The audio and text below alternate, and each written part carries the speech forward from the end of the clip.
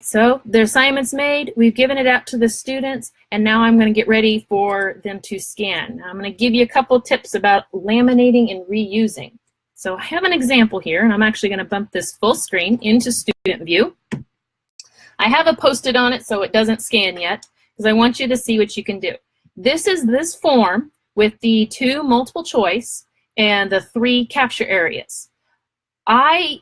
If you've laminated it, you can write with that dry erase marker, but I find I actually like the wet erase marker because it's a more fine tip, and that makes it a lot easier to write. However, to give you an extra tip, you can write in permanent. So how do I erase this? Now I've got my assortment of erasing. So if you do dry erase and you have the students write in the response, you can have it in there. Just know this probably isn't going to be super fine tip detail. And obviously you just take a Kleenex, paper towel, whatever, and you can erase that. And that comes off. But no, wet erase and the permanent don't come off. So that does make it a little nicer, so you don't want to accidentally smudge off writing. It just depends on how you're going to use these forms. So, but I have found a couple different tips that you could do. If you do wet erase, we all have the mismatched socks around our house, and you know, one always gets disappeared. I saw a quote today.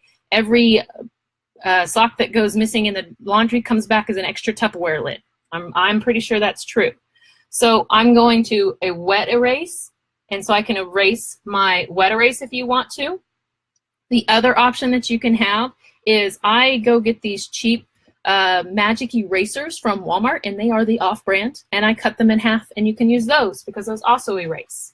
They don't erase the permanent totally, they kind of do, so that's an option there. However, this is a trick. If you've ever written on your board with permanent marker, your whiteboard, so there's a way to get it off, and hopefully you know what that is. To do that, you just get a dry erase marker. I have an Expo right over your permanent, and I'm going to come back with my sock here. And that's how you get rid of permanent marker.